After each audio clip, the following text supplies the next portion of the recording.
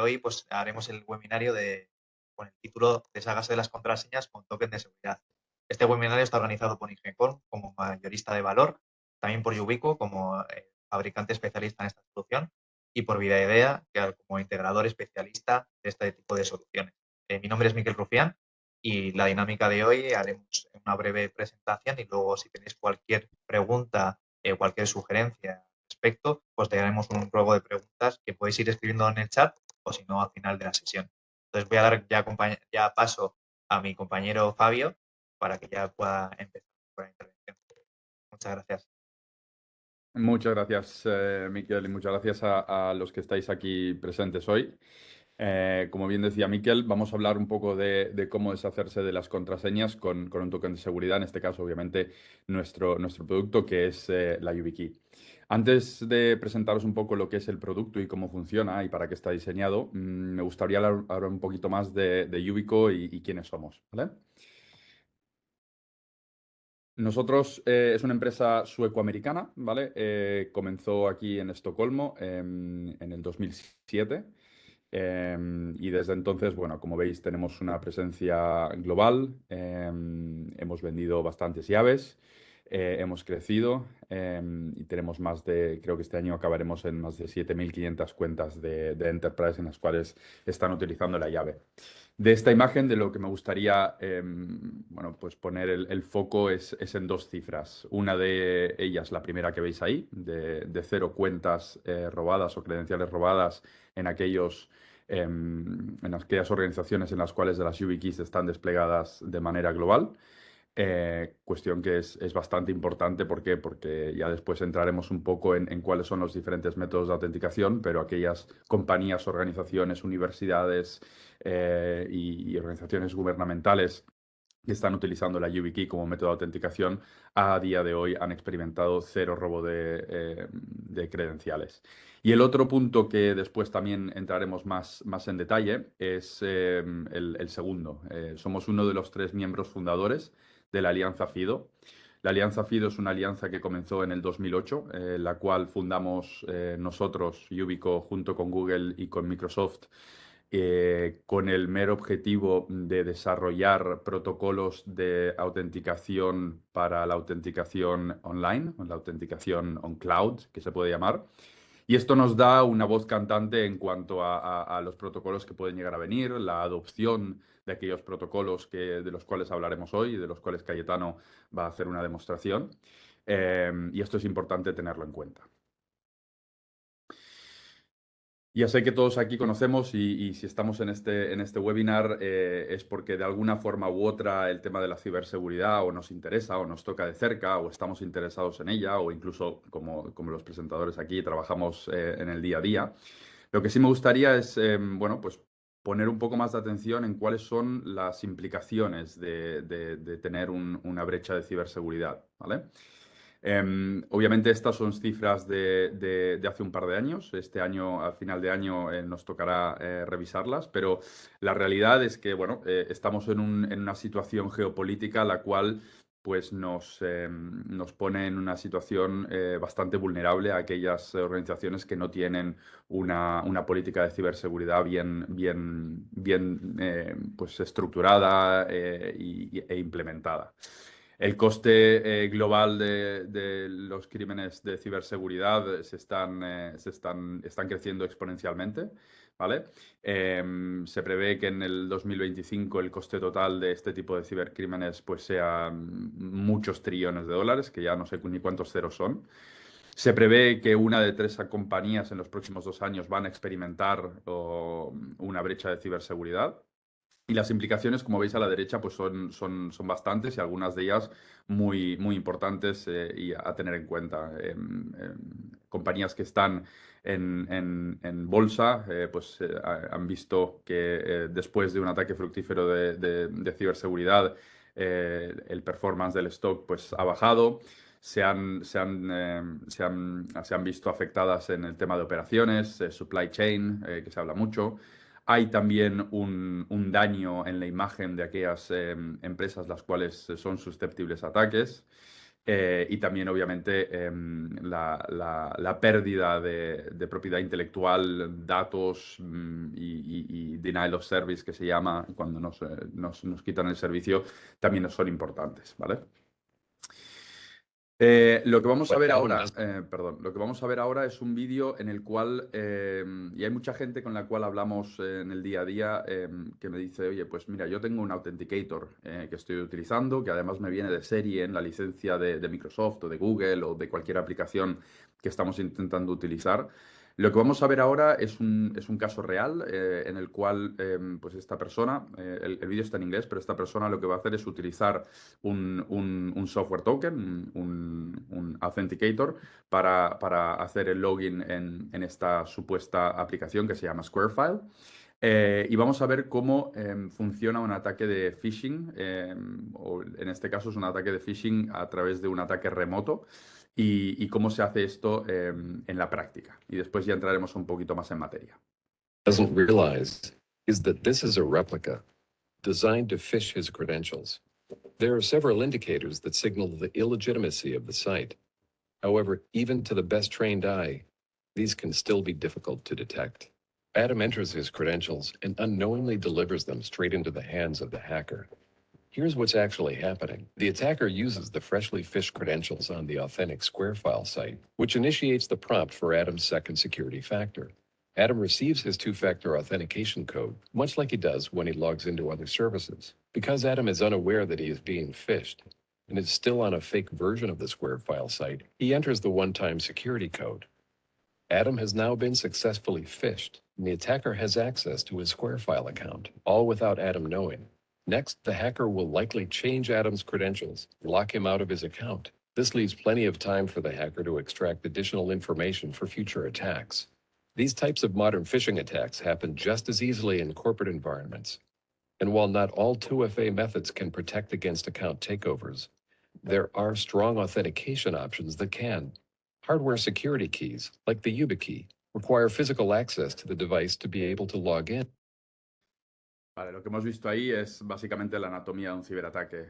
Este vídeo lo que refleja es pues que no somos lo fuerte que es nuestro eslabón más débil. En el eslabón más débil, con el gran poderío y lo buenos que son los cibercriminales en este momento, y nada más están comenzando, digamos.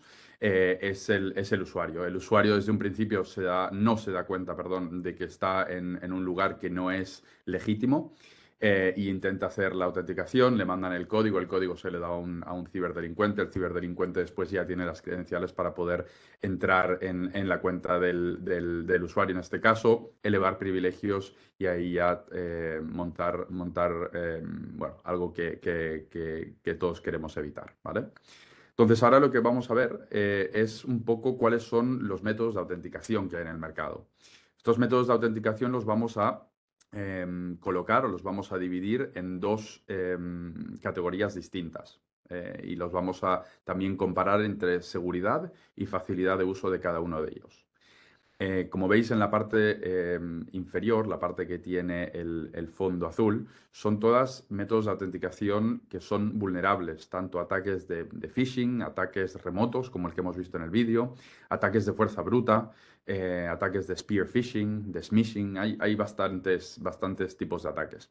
Obviamente, facilidad de uso número uno, pues es tener básicamente lo que un CISO o un responsable de seguridad nunca quiere ver, que es un usuario y contraseña solamente, e incluso puede llegar hasta ser peor cuando tenemos, por ejemplo, un post-it en el cual no solamente tenemos el usuario, sino la contraseña, porque el usuario dice que no se puede acordar de las contraseñas tan complicadas que la organización le hace cambiar cada 90 o 60 días. Después también en la parte de vulnerables a estos tipos de ataques están, como bien he dicho y como se ha demostrado en el vídeo, tanto los push-ups como los códigos de OTPs mandados por SMS, o los authenticators utilizando la tecnología o el protocolo de OTP, el One Time Password. Y después también tenemos en la misma categoría los tokens de hardware, pero los tokens de hardware llamémoslos legacy o llamémoslos antiguos, entre comillas. Estos serían, bueno, pues tokens que requieren, primero de todo, un mantenimiento en cuanto a cambiar pilas o baterías después de X tiempo. No es tan conveniente de utilizar. ¿Por qué? Porque nos da un código de 6 dígitos, pero después nosotros manualmente tenemos que ir a poner el código en la aplicación o en el sistema que queramos utilizar. Entonces, vuelvo a repetir, todos estos, obviamente es mejor tener un TOTP de SMS que solamente un usuario y contraseña. Sin embargo, no es suficiente a día de hoy tener este tipo de autenticación. Entonces, la próxima pregunta que normalmente se me hace es, ¿y cuáles son las alternativas? ¿Cómo puedo hacer o cómo puedo yo estar seguro de que tengo una política que sea resistente al phishing o que se adapte al Zero Trust, ¿vale? Entonces, aquí tenemos dos posibilidades en realidad. Tenemos las tarjetas inteligentes tradicionales, están basadas en certificados, ¿vale? Estamos haciendo una autenticación mediante una infraestructura de PKI y certificados. La seguridad de dichas tarjetas inteligentes es resistente a ataques de phishing. Sin embargo, pues viene con cierta complejidad, no solamente a la hora de hacer un deployment, de hacer un rollout a cada uno de los usuarios, los cuales le tenemos que proveer del certificado. Tenemos que tener una infraestructura de PKI muy bien estructurada para poder manejarla en el día a día. Tenemos que revocar certificados, tenemos que renovar certificados. Y además de esto, por parte de costes, pues no solamente es el hecho de dar una tarjeta inteligente a cada uno de los usuarios, sino que también tenemos que, o bien tener lectores de tarjeta inteligente externos a los dispositivos, o si no, tener que invertir en dispositivos que tengan ya el lector de tarjeta inteligente en el mismo dispositivo. Entonces, se complica un poco no solamente por parte de infraestructura en el backend, sino que también por parte del rollout. Obviamente, en este gráfico, cuando comparamos seguridad y facilidad de uso, la YubiKey la vamos a poner en el cuadrante superior derecho, ¿vale? Con mayor facilidad y mayor facilidad de uso y mayor seguridad. Entonces, si miramos cuál es y el porqué de estos dos statements que acabo de dar, facilidad de uso, pues utilizando, y ahora Cayetano en la segunda parte de la presentación va a hacer una demostración de lo que es el protocolo FIDO2, ¿vale? Que es el que nos permite hacer esta autenticación sin contraseñas. ¿Cómo funciona? Pues básicamente nosotros vamos a tener una YubiKey que la vamos a poner en el puerto USB. Nosotros pongamos que estamos en un environment, en una infraestructura completamente basada on cloud de Azure. Lo que va a hacer el dispositivo es pedirnos un PIN y no una contraseña. Y aquí me gustaría recalcar la diferencia entre un PIN y una contraseña. El PIN es un PIN local que se utiliza para desbloquear el dispositivo. El dispositivo en este caso es la YubiKey. ¿Esto por qué? Porque hay unas preguntas que siempre salen, es, oye, si yo me dejo la YubiKey en el escritorio y entra alguien y la toca, pues no, la YubiKey siempre va a estar protegida con un PIN que no se comparte con ningún servidor. Es un PIN local, que es como el PIN que tenemos en la tarjeta o de crédito o de débito cuando vamos a un cajero automático. Una vez puesto el PIN, lo que nos va a hacer la llave, ¿vale? Es hacer una prueba de presencia de usuario. ¿Esto para qué es? Como comenté en una diapositiva anterior, lo que prevé la llave son ataques remotos. Y esto lo preveemos de dos maneras. Una, o tocamos la llave una vez insertada en el puerto USB, ¿vale? En el redondel dorado que tiene la llave. O también lo podemos hacer con dispositivos móviles utilizando la antena NFC que tiene la llave incorporada, ¿vale? Esto es más que nada utilizando, o en el caso de uso de dispositivos móviles tanto de Android como de iOS. Esto es por la parte de cómo se utiliza la llave. Después, en la parte de seguridad, y esta es una imagen que solamente Yubico puede a día de hoy presentar, que es el soporte multiprotocolo que tiene la llave. Es el único hardware token en el mercado que soporta todos los métodos de autenticación que se utilizan hoy en día. Estos protocolos de autenticación los vamos a dividir también en dos categorías. categoría legacy o categoría on-prem, digamos, y después categoría cloud. Los que están en la categoría on-prem o legacy serían todos los sabores de OTPs, HOTPs, TOTPs basadas en un límite de tiempo. También tenemos OpenBGP.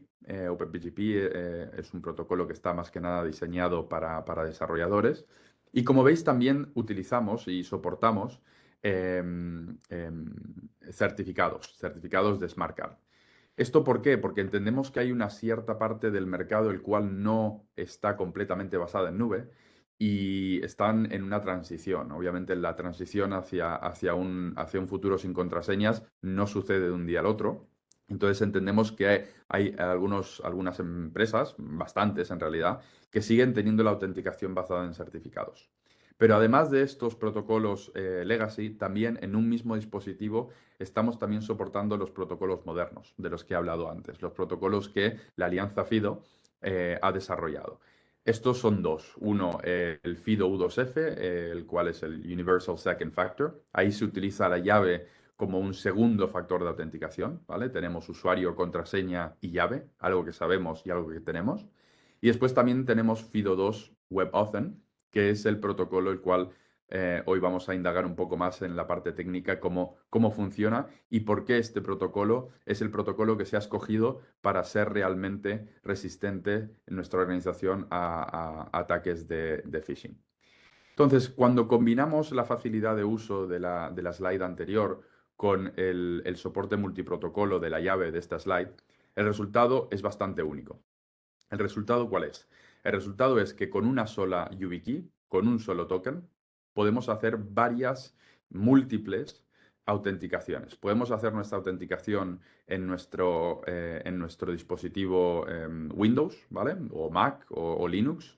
Y una vez dentro, utilizando uno de los protocolos que soporta la llave, también nos podemos meter y hacer la autenticación hacia nuestra VPN, hacia nuestro IDP, hacia IAM, en el cual, pues, como veis ahí, hay bastantes logos. Estamos con Okta, con Microsoft, con Ping, con Duo, con Micro Focus. Y también podemos utilizar la llave para entrar en nuestros PAMs.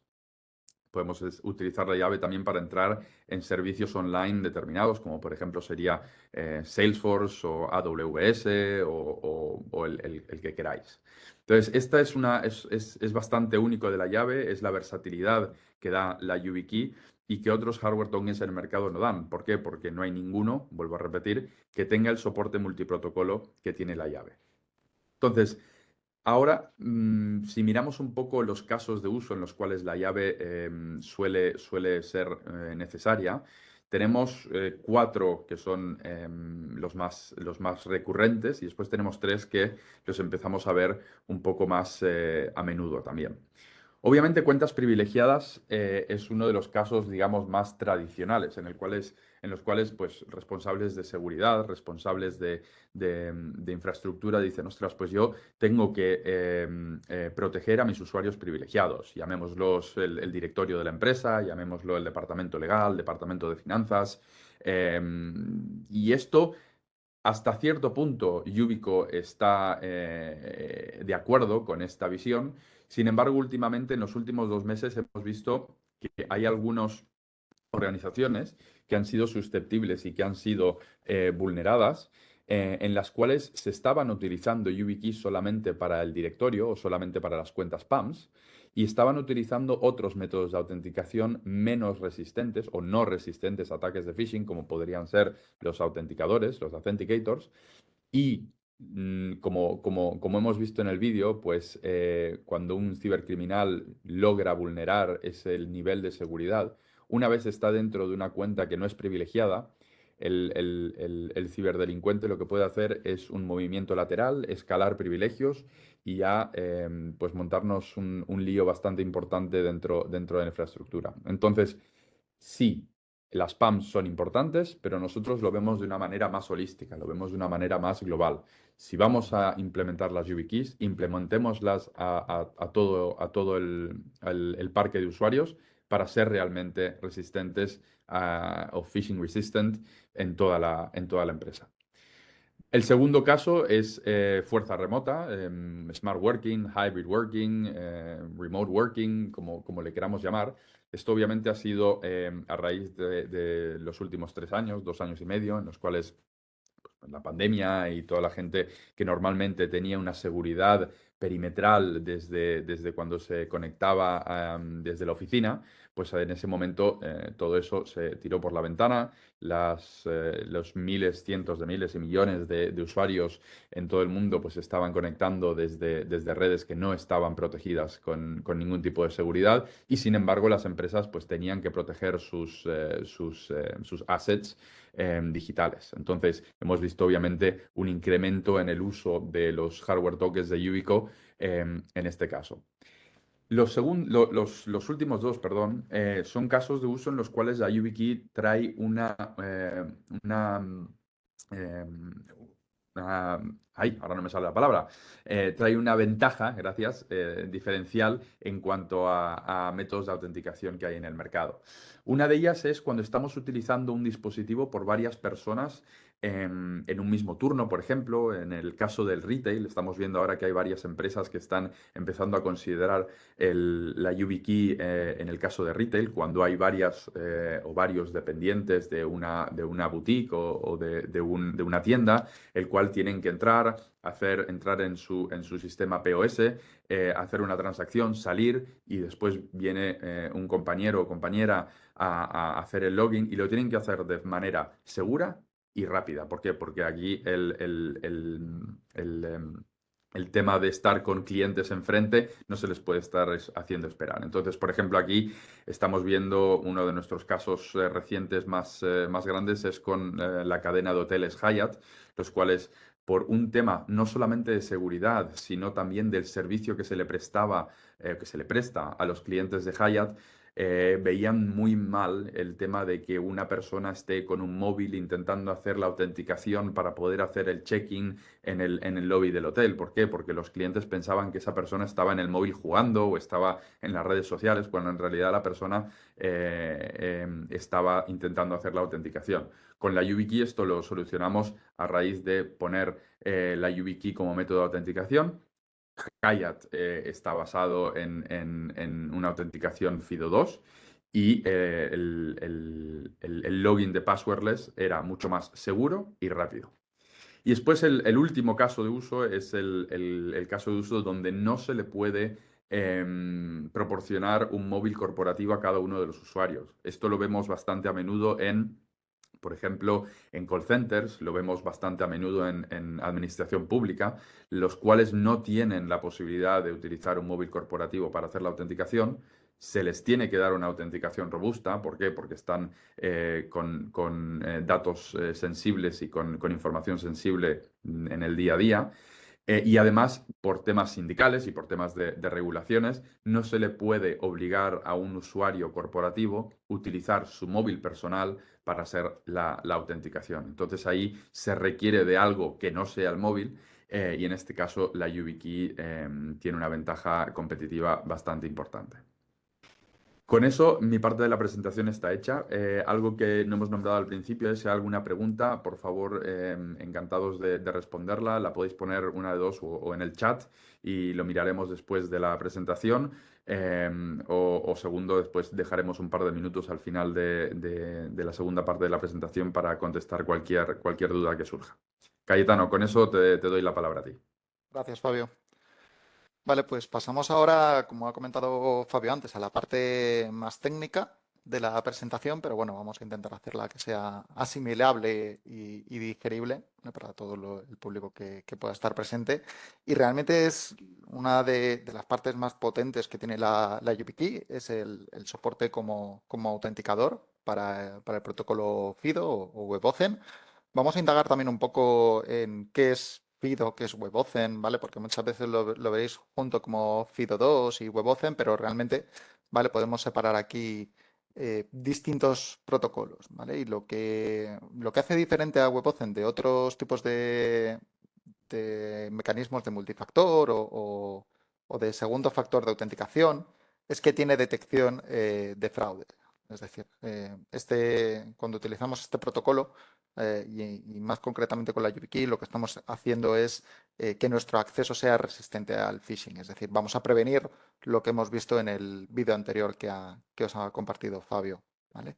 Vamos a pasar a los componentes de este protocolo, ¿vale? Y tenemos tres componentes distintos. Por un lado tenemos el autenticador, que es el responsable de ir generando claves y firmar unos desafíos que le va a presentar la parte de servidor. Tenemos en segundo lugar a la máquina cliente, que es quien, digamos, gestiona el acceso a los diferentes mecanismos de autenticador y donde vamos a tener que presentar el mecanismo de autenticador, pero a la vez el cliente es responsable de autenticar al servidor, de autenticar a lo que ves como Relying Party, ¿vale? Que es quien realmente emite una serie de desafíos, ¿vale? Y luego va a verificar las firmas que ha presentado nuestro autenticador. Entonces, tres máquinas, nos quedamos. La cosa que tienes, el autenticador, ¿vale? Con lo que autenticas. En segundo lugar, bueno, vamos a ir antes con el otro extremo, que sería el servidor, que puede ser cualquier servidor web, cualquier servidor, servicio en cloud, que no deja de ser por detrás una serie de servidores web redundantes, ¿vale? Que es es el que va a emitir los retos que firmamos con la parte autenticador, con la parte izquierda de estos tres actores. Y después, además, va a verificar esas firmas, ¿vale? La parte servidor. Y en el medio el cliente, ¿vale? Normalmente el cliente lo hemos representado con un equipo que podría ser de escritorio, portátil, pero realmente lo que tenemos en medio suele ser un navegador, ¿de acuerdo? Que además, por lo general, suele estar integrado en el sistema operativo. En el caso de Android, por lo general va a ser Google Chrome. En el caso de iOS, mundo Mac, Apple, va a ser Safari y luego en la parte de, pues, tanto en Windows como en GNU Linux, ¿vale? Pues puede ser Chrome, puede ser Firefox, ¿vale? Cualquiera que soporte este tipo de autenticadores. Y es además esta parte cliente, el equipo, el portátil, por ejemplo, el que gestiona el acceso a los autenticadores y expone una interfaz unificada al servidor. ¿Vale? ¿Esto para qué? Para que el servidor no pueda conectarse a los autenticadores directamente. ¿Vale? Y esto es muy importante, por un lado, para la privacidad, ¿vale? Pero además, una de las cosas que incorporamos dentro de la navegación web, ¿vale? Ya es difícil no encontrarlo en la navegación web hoy en día, es una cosa llamada TLS, ¿vale? O HTTP sobre TLS o HTTPS, lo veréis. Y es que dentro del protocolo WebAuthn se define que esta conexión, ¿vale? Tiene que ser mediante un mecanismo de transporte seguro. Es decir, que tiene que ser una conexión con TLS que no haya presentado errores, ¿vale? Pues lo típico del error de certificado autofirmado, etcétera. Entonces, ya el protocolo por diseño nos está diciendo de que para acceder vamos a tener que utilizar una conexión segura por HTTPS, ¿vale? Y esta es la parte crítica y lo que nos protege, porque al final no solamente estamos entrando a un servidor, sino que el cliente está verificando que el servidor es quien dice ser, ¿vale? Y luego, por otro lado, vamos a tener una relación de confianza entre nuestra parte autenticador y nuestra parte de Relying Party o parte servidor, ¿vale? Tenemos esa relación de confianza. Decía antes en la diapositiva anterior que hablábamos de WebAuthn o FIDO2 como un todo normalmente, ¿vale? Pero aquí tenemos dos partes. Tenemos la parte de conexión entre el autenticador y el cliente, ¿vale? Que esa sería, lo veréis referenciado como CTAP 1 o lo más general CTAP 2, ¿vale? CTAP 2, ¿vale? Y ese es el protocolo que permite comunicar el cliente con el autenticador. Y por otro lado, WebAuthn no es más que una API que permite comunicar el cliente con la parte de servidor o el Relying Party, ¿vale? Entonces, diferenciamos aquí entre esos dos. No obstante, vamos a pasar a la siguiente diapositiva y vamos a ver cómo es un flujo de conexión, ¿vale? Utilizando la YubiKey a través de WebAuthn, ¿vale? El punto sería el siguiente. Cuando vamos a iniciar sesión en algún sitio, lo que va a hacer el servidor es, pasamos al siguiente paso y va a generar primero un desafío y lo va a enviar de vuelta a la parte cliente, a nuestro equipo o a nuestro navegador, ¿vale? A continuación, lo que va a hacer el cliente es autenticar el servidor, ¿vale? Indicándole de qué web procede el reto, y lo que va a hacer el autenticador es firmar tanto el desafío como el origen utilizando una clave única para ese sitio concreto, ¿vale? Y va a devolver la firma al servidor. De modo que, al final, el servidor puede verificar que ese autenticador ha firmado el desafío y el origen son correctos con la clave correcta para tu cuenta, y tenemos un inicio de sesión correcto. Si os fijáis en esta web que hemos visto en este flujo, lo hemos puesto bajo el dominio example.com, ¿vale? Vamos a pasar ahora a ver cómo sería un intento de ataque de phishing. Veis que en este caso no tenemos el sitio web example.com, sino que tenemos otro dominio completamente distinto, ¿vale? Y lo que va a hacer el impostor, por lo general, es eso, enviarnos un enlace que parece ser que es legítimo, pero realmente no lo es. Es una página de inicio de sesión fraudulenta, ¿vale? Si intentamos hacer lo mismo en este sitio del impostor, que nos ha publicado el impostor, al principio va a funcionar de la misma manera. El servidor emite un desafío y el cliente le dice al autenticador en qué sitio estás iniciando sesión, ¿vale? Pero ahora, no obstante, el autenticador sabe que estás en un sitio diferente. Dirá, vale, genial, no tengo tu clave para ese sitio, así que lo siento, pero no puedo hacerlo, y el inicio de sesión fallará. Incluso si de alguna manera tuvieras una clave para el sitio impostor, una firma para ese sitio no funcionaría en el sitio real, ya que habrías firmado el origen equivocado. Así que incluso si la persona que está intentando autenticar fuera engañado para iniciar sesión en el sitio impostor, el autenticador y el servidor pueden detectar que algo va mal y detener el inicio de sesión, ¿vale? Aquí es donde radica la fortaleza del protocolo WebAuthn. Vamos a verlo ahora con una demostración en vídeo, ¿vale? Y veis que estamos intentando acceder a GitHub, ¿vale? Tenemos una serie de enlaces disponibles y a los que vamos a acceder, ¿vale? Para iniciar sesión con nuestra llave de seguridad. Si os fijáis, en la URL de arriba nos dice que es not GitHub, ¿de acuerdo? Introducimos nuestro usuario y contraseña e iniciamos sesión. Ahora mismo nuestras credenciales estarían siendo robadas, aunque al final nos ha redirigido a GitHub. Lo que ha hecho el impostor es robar nuestras claves, porque nos ha presentado un sitio falso. Si os fijáis ahora, nos pide reautenticar. Esto es algo que GitHub de forma recurrente hace, solicitar una reautenticación, pero nosotros no vemos la diferencia entre esta autenticación que es legítima y la anterior, que había sido en Not GitHub, ¿vale? No nos hemos dado cuenta de que nuestras credenciales han sido robadas, ¿vale?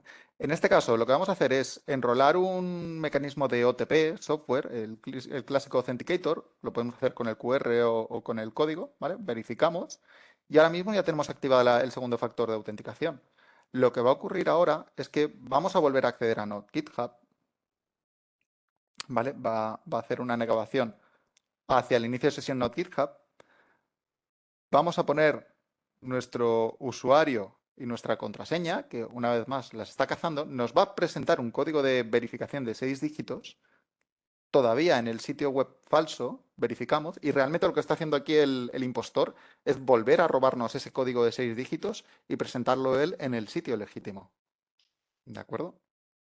Si os fijáis, ahora nos pide reautenticar. Una vez más, nos están cazando las credenciales, nos están cazando el OTP software, ¿vale? Por eso decimos que estos mecanismos no son resistentes al phishing, y me valdría lo mismo con una notificación push. Si yo apruebo una notificación push que realmente es una navegación que está haciendo el impostor al sitio web legítimo con las credenciales que nos ha robado, pues estaríamos en las mismas, ¿vale? Una vez más, nos va a solicitar reautenticar en el sitio que no es legítimo, otra vez con las credenciales del OTP, ¿vale? Pero lo que vamos a hacer ahora es vincular nuestra cuenta de GitHub a una YubiKey, ¿vale? Esto sí que es el portal legítimo de GitHub, ¿vale? Vamos a la parte de Account Security y vamos a añadir una YubiKey, ¿vale? A nuestra cuenta, ¿vale? Esto es Le podemos poner una etiqueta como nosotros queramos. Si tenemos distintas YubiKeys, ¿vale? Pues una serie 5 o una security key, pues le podemos poner un identificador. Lo que va a ocurrir de ahora en adelante es que como para autenticar vamos a utilizar la YubiKey, cuando nosotros intentamos autenticar en el sitio web fraudulento, como veis ahora, y utilizamos la llave de seguridad, lo que nos dice es que intentemos con una llave de seguridad diferente porque el sitio que no es legítimo no es capaz de que nuestro autenticador, nuestra YubiKey, inicie sesión. ¿De acuerdo? Lo que hemos hecho ha sido proteger nuestra cuenta en GitHub con la YubiKey y dentro de la YubiKey más concretamente con el soporte para WebAuthn. ¿De acuerdo? Para dudas, espero que haya surgido alguna pregunta. Lo atendemos al finalizar la presentación. Y te devuelvo ahora la palabra, Fabio, para ver el caso del ataque. Perfecto. Gracias. A ver, hay una empresa que, bueno, que últimamente ha salido bastante en los medios de comunicación, la cual es Cloudflare. La Cloudflare, pues, lleva tiempo ya con el soporte y con la obligación, perdón, a sus usuarios de utilizar la llave. Y después tenemos una compañía que es una compañía real. Lamentablemente no le podemos dar nombre aquí hoy por razones bueno, de privacidad, pero es una empresa la cual pues tenía las OTPs que ha mostrado ahora Cayetano como su método de autenticación primordial para todos sus usuarios. Como bien hemos visto en el caso de GitHub, pues el proceso fue el mismo. Se les llevó a una URL maligna, los OTPs entraron y fueron capturados por los ciberdelincuentes y hubo un problema bastante importante.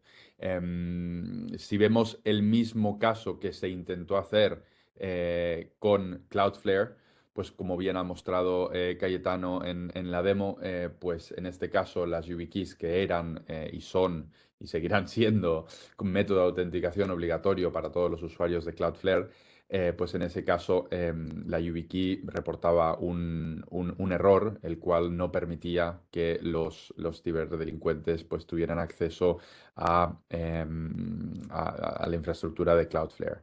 Cloudflare estuvo tan agradecido como tenían que serlo. Incluso si lo queréis ver, hay un blog en el cual el CISO y Cloudflare explican un poco más la importancia que ha tenido tener esto antes de sufrir un ataque. Hay muchos clientes que nos vienen a nosotros después de un ataque. Como veis en el último punto de la compañía X, Post-Breach Company X, now deploying YubiKeys Enterprise Worldwide. Obviamente esta compañía, después de darse cuenta de que las OTPs que estaban utilizando no eran suficientes, pues ahora ya están desplegando la autenticación obligatoria por YubiKeys y FIDO2 de manera global. Aparte de eso, pues no mucho más por nuestra parte. No sé si han surgido algunas preguntas. De momento no. De Sí, momento. tenemos una de Pablo. Nos comenta Pablo que muy interesante, que gracias por la explicación. Y si tenemos que asociar la YubiKey por cada web que accedes con autenticación. Y si esa web no lo permite, pues imagino que se refiere a qué haríamos si una web no permite asociar la YubiKey por WebAuthn. Te dejo que la contestes tú, Cayetano. Perfecto. Sí, realmente la YubiKey lo tendrías que asociar en cada servicio. Muchas veces lo que se suele hacer es trabajar con un IDP, ¿vale? De manera que se hace single sign-on y es en ese sitio donde se hace single sign-on en donde se va a registrar la YubiKey y donde se tiene que presentar, porque va a estar el acceso federado. Si no, no hay problema y la YubiKey se puede asociar a distintos sitios. No tiene por qué estar solamente asociado a un sitio. Si la web no lo permite, una de las cosas buenas que tiene la serie 5, las YubiKeys de la serie 5 de Yubico, es que como habéis visto antes es multiprotocolo y si por ejemplo solamente soportara autenticación por TOTP, ¿vale? Que además es la que tenéis definida en la RFC 6238, el típico QR que escaneas y tienes el TOTP de 6 dígitos, pues dentro de la YubiKey podéis tener la semilla de hasta 32 TOTPs, ¿vale? Que aunque no sea resistente al phishing, pues si la desarrolladora o quien mantenga esa plataforma, pues mientras incorpora soporte para WebAuthn tendríais manera de autenticar con la propia YubiKey.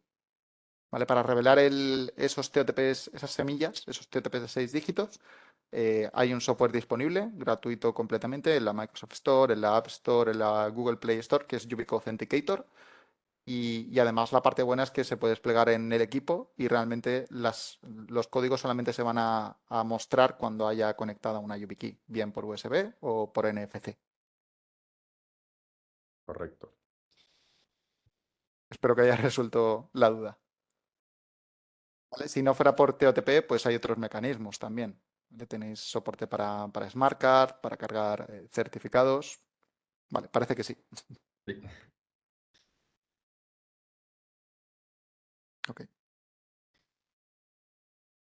Pues no sé si tenemos alguna duda más. No sé si Teresa se pueden activar el micrófono, incluso para hacer las preguntas, por hacerlo un poco más ágil, viendo que tenemos tiempo. Sí, de momento no hay más preguntas. Puedo activar los micros por si hubiera alguna pregunta de voz. Un segundo. Vale, si lo queréis, solicitadlo y os lo vamos activando.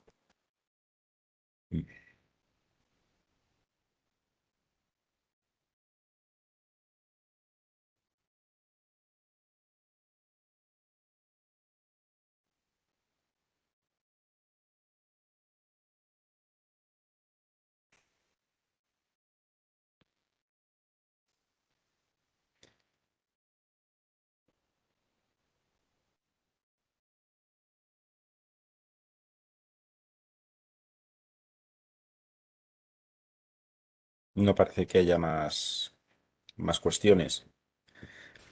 Una vez más, agradecer a todos pues vuestra asistencia, a los ponentes, bueno, pues igual por disponer de vuestro tiempo, a Miquel, Fabio y Cayetano, bueno, pues habernos dado estas pinceladas sobre un tema que, bueno, es algo que todos los días oímos, ya no solo en los entornos laborales, sino que oímos en noticias, etcétera. Entonces, bueno, pues todos tenemos cuentas en la nube, todos tenemos aplicaciones, bien empresariales, personales, y bueno, pues que conocer estos mecanismos que nos ayudan a proteger nuestra información, nuestra identidad, bueno, pues, en esta nube tan grande que tenemos, en este mundo lleno de aplicaciones, pues es interesante.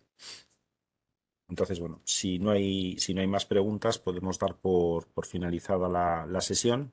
Y lo dicho, muchísimas gracias a todos por vuestra atención y seguiremos dando bueno, pues, otras conferencias, otras charlas en torno a la seguridad. Muchísimas gracias a todos. Gracias a Muchas todos. gracias a todos. Un saludo, buenos días. Adiós. Buenos días.